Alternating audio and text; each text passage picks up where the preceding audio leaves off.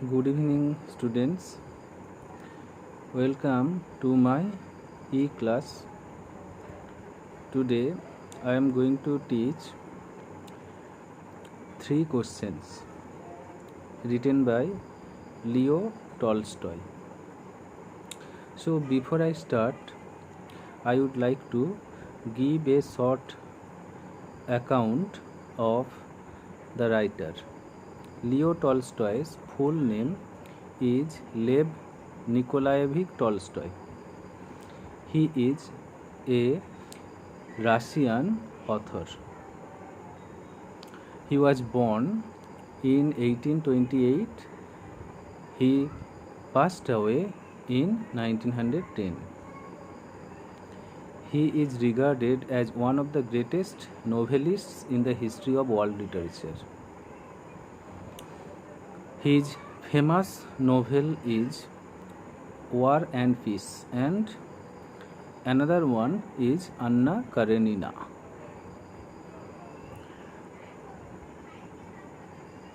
As a writer, he mostly gave importance on religious and philosophic messages.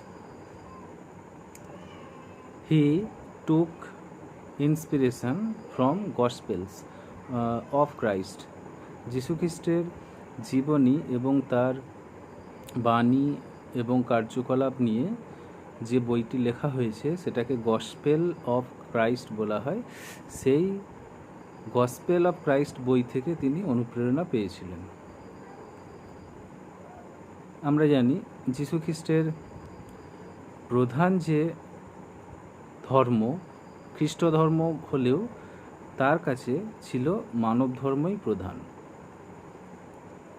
সেই শিক্ষা, সেই message, সেই বার্তা তিনি তার বেশিরভাগ লেখাতেই ছড়িয়ে দিয়েছেন। He had so many religious কনভিকশনস। ধর্মীয় অনেক ধ্যান ধারণায় তিনি বিশ্বাস করতেন, কিন্তু সেটা পুরোটাই মানব সেবার উপর ভিত্তি ছিল। His ideas were taken by various famous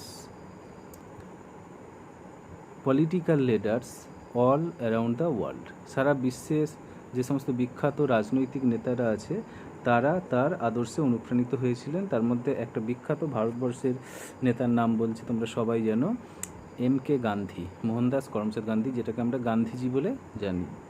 Gandhiji আমরা জানি মানব সেবায় তার প্রধান ছিল। হ্যাঁ, ধনী দরিদ্র নির্বিশেষে তিনি, বিশেষ করে দরিদ্রদের তিনি বিশেষ বন্ধু ছিলেন। মানব সেবায় তার প্রধান ছিল। আর একজন ছিলেন ইউনাইটেড স্টেটসের জেন অ্যাডামস। তাহলে এটুকু আমরা জানলাম যে লিও টলস্টয় রাশিয়ান অথর, তিনি একজন modern novelist and short story writer. তার লেখাগুলোতে আমরা যেটা পাই সেটা হচ্ছে কি না, মানব সেবার একটা মেসেজ বা বার্তা। এখানে একটা সুন্দর গল্প আমরা পড়ব, শর্ট স্টোরি, 3 কোশ্চেন্স, 3টি প্রশ্ন। তার মধ্যে যে মেন থিম সেটা কিন্তু আমরা দেখব সেই মানব সেবা, ফিলান্থ্রপি। ঠিক আছে, গল্পটা সংক্ষেপে যদি আমি বলি, একদম খুব সংক্ষেপে বলি, তাহলে এই রকম যে once upon a time there was a czar, certain czar. Czar means king or emperor, রাজা। রাশিয়ায় কোনো একটা জার ছিল, সেটা আমাদের ভাষায় কিং বলা হয়, ইংরেজি ভাষায়।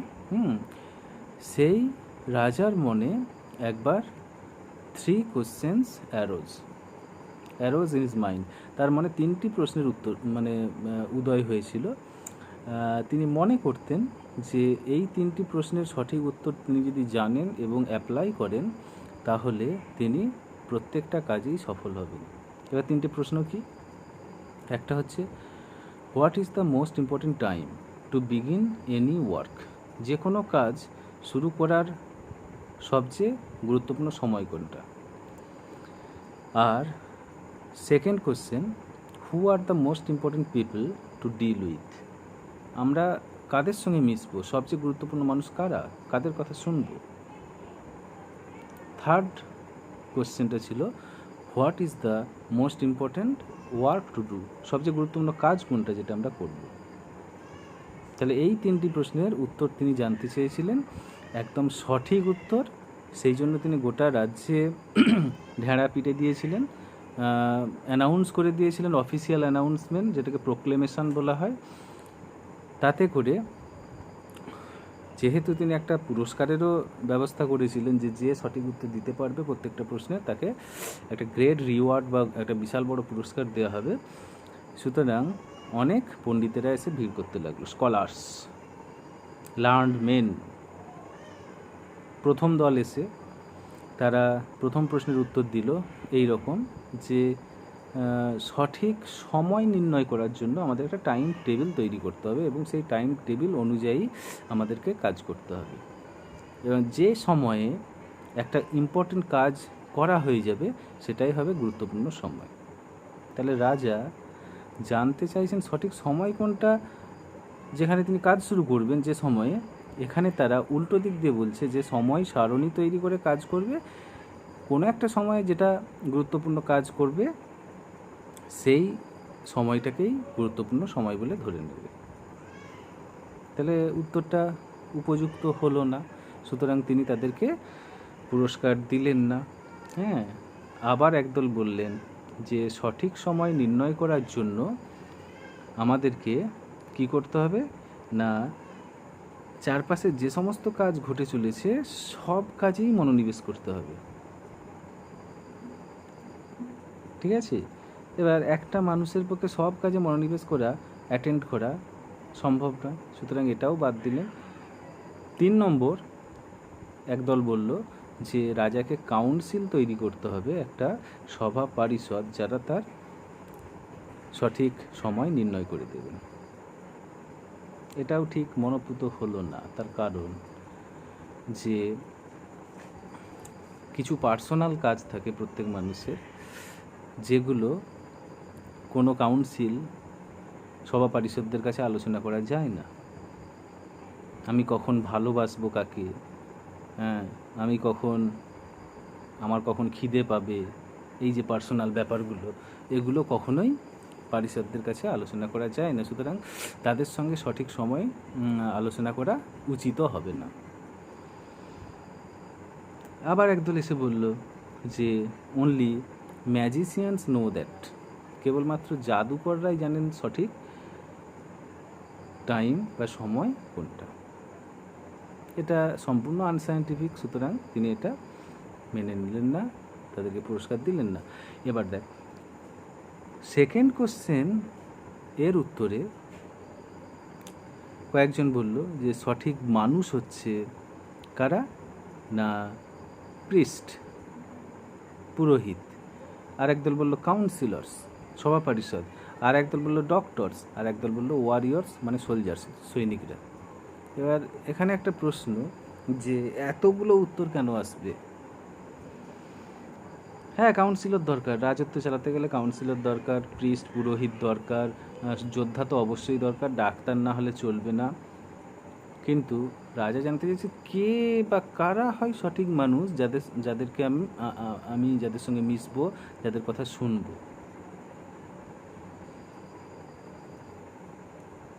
একটা নির্দিষ্ট ব্যক্তির বা ব্যক্তিবর্গের কথা তিনি জানতে চাইছিলেন, কিন্তু এতগুলো উত্তর যেহেতু এলো, সুতরাং তিনি বুঝলেন যে উত্তরটা সঠিক নয়, তিনি কী করলেন না, তাদেরকে পুরস্কার দিলেন না। এবার third question, what is the most important work to do, সবচেয়ে গুরুত্বপূর্ণ কাজ কোনটা, তাতেও ভেরিয়াস অ্যান্সার্স এলো বা বিভিন্ন উত্তর এলো। যেমন কেউ বলল যে যুদ্ধে দক্ষতা দেখানো, স্কিল ইন ওয়ারফেয়ার। কেউ বলল সায়েন্স, বিজ্ঞান চর্চা করা। কেউ বলল রিলিজিয়াস ওয়ার্শিপ, ধর্মীয় পুজো অর্চা। এটাও বিভিন্ন উত্তর হওয়ার জন্য রাজা তাদেরকে পুরস্কার দিলেন না। রাজা অসন্তুষ্ট হয়ে সিদ্ধান্ত নিলেন বনে যাবেন, বনে গিয়ে একটা সাধু, যিনি কিনা বিখ্যাত ছিলেন তার জ্ঞানের জন্য, তার সঙ্গে সাক্ষাৎ করবেন, তার কাছে তিনি উত্তরগুলো জানবেন। যখন তিনি গেলেন তিনি অবশ্যই কমন ম্যান, সাধারণ মানুষের পোশাক পরে গেলেন। তার কারণ the hermit met only common folks, কেবলমাত্র সাধারণ মানুষদের সঙ্গে তিনি সাক্ষাৎ করতেন। হ্যাঁ, রাজা বা অভিজাত ব্যক্তিদের সঙ্গে সাক্ষাৎ করতেন না। তিনি সাধারণ পোশাক পরে যখন গেলেন সাধুর কাছে, সাধুর এখানে ইংরেজিতে হারমিট কথা দেওয়া আছে, স্যাজে হয়, হ্যাঁ, মঙ্ক হয়, কিন্তু এখানে হারমিট দিয়েছে। হারমিট মানেও সাধু। তিনি তখন হি ওয়াজ ডিগিং, একা থাকেন, চাষ মানে বীজ ছড়িয়ে কিছু চাষ করেন, হ্যাঁ, সেই জন্য একাই তিনি কোদাল দিয়ে মাটি কোপাচ্ছিলেন। রাজা যেতে তাকে সম্বর্ধনা জানালেন, হ্যাঁ, জানিয়েই তিনি তার কাজ কন্টিনিউ করলেন। এইখান থেকে ভালো করে শুনতে হবে যে আমরা হলে কী করতাম, কোনো অপরিচিত লোক এলে তাকে আপ্যায়ন করতাম সঙ্গে সঙ্গে, হ্যাঁ, তার সঙ্গে মেতে উঠতাম, আলাপচারিতা ইত্যাদি। কিন্তু সাধু তাকে বসিয়ে তিনি তার কাজ যেটা করছিলেন, খনন কাজ, সেটা করেই গেলেন। রাজা কিছুক্ষণ পরে তার 3টি প্রশ্ন রাখলেন। সাধু তবুও উত্তর দিলেন না, কন্টিনিউ টু ডিগ, তিনি তার খনন কাজ চালিয়ে গেলেন। কিছুক্ষণ পর রাজার মনে হলো যে বয়স্ক মানুষ হাঁপিয়ে যাচ্ছেন, খুব রোগা,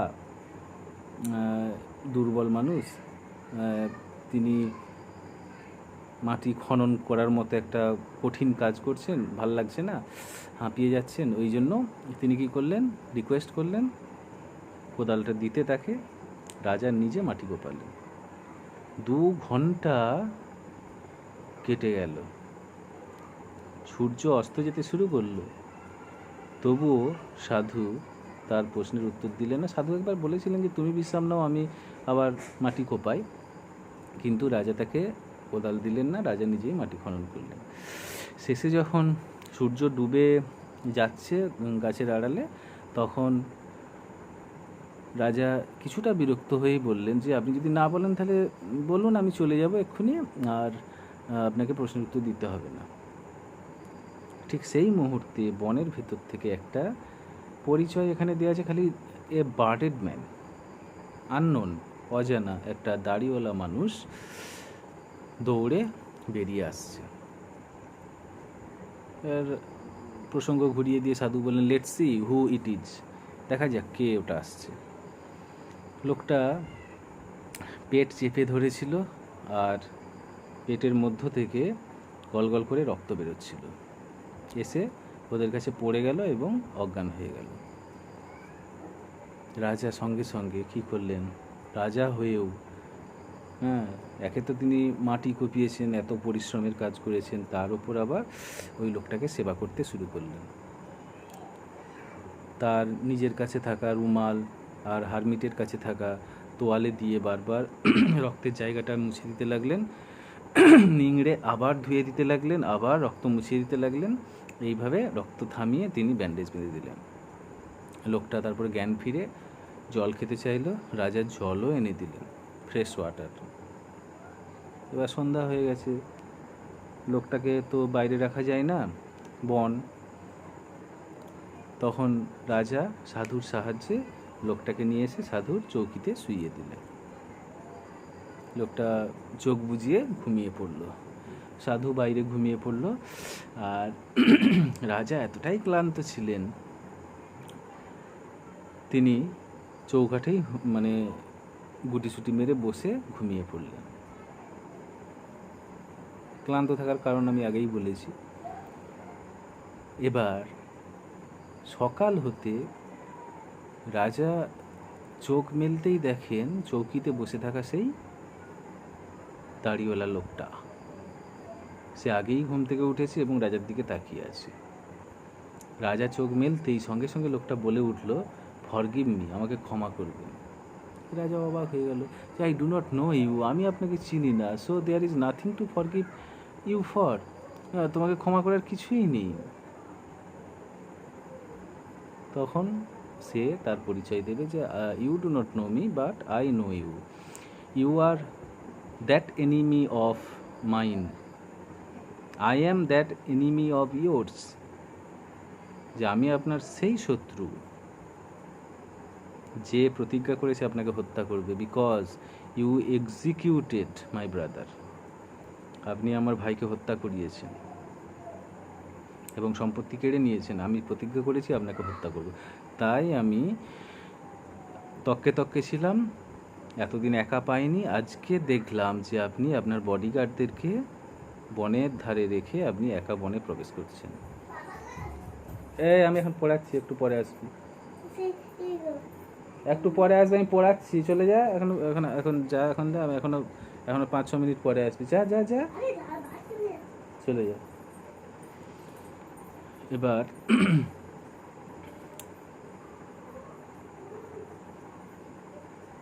সাধু কুটিরের সামনে তো আপনাকে হত্যা করা যায় না, তাই জন্য আমি একটু দূরে অপেক্ষা করছিলাম আপনি কখন ফিরে আসবেন। কিন্তু দ্য ডে পাস্ট, দিন কেটে গেল, আপনি ফিরে এলেন না। তখন আমি সাধুর কুটিরের দিকে এগিয়ে এলাম, আমার লুকিয়ে থাকার জায়গা থেকে বেরিয়ে।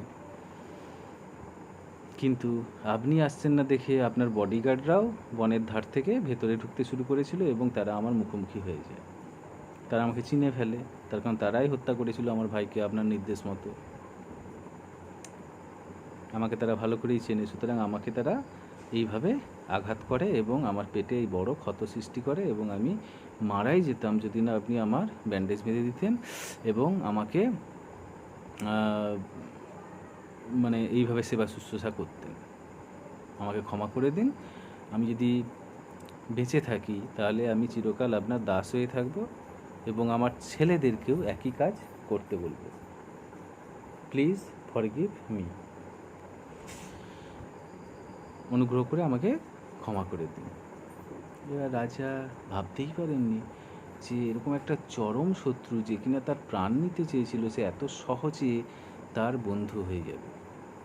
রাজা সঙ্গে সঙ্গে বলল যে আমি ক্ষমা তো করেই দিয়েছি এবং বন্ধুত্বের চিহ্ন স্বরূপ আমি কিছু প্রস্তাব দিচ্ছি। সেটা হলো, তোমার এই ক্ষত সারানোর জন্য আমার নিজের ডাক্তার, ফিজিশিয়ান তোমার বাড়িতে গিয়ে চিকিৎসা করবে, তোমার সম্পত্তিও আমি সব ফিরিয়ে দেবো, তোমার ভাইয়ের সম্পত্তি মানে তোমার সম্পত্তি তোমাকে ফিরিয়ে দেবো, এবং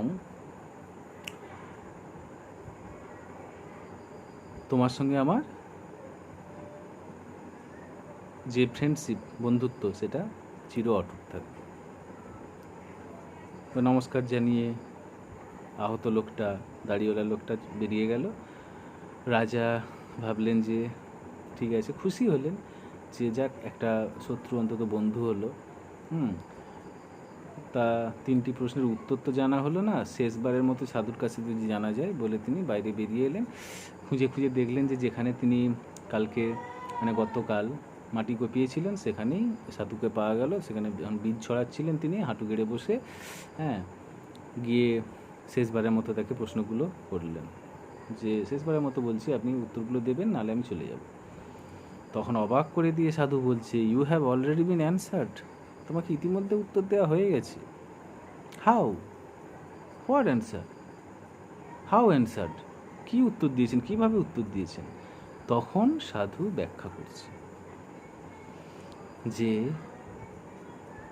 মোস্ট ইম্পর্ট্যান্ট টাইম, সেটা হচ্ছে প্রেজেন্ট, মানে বর্তমান।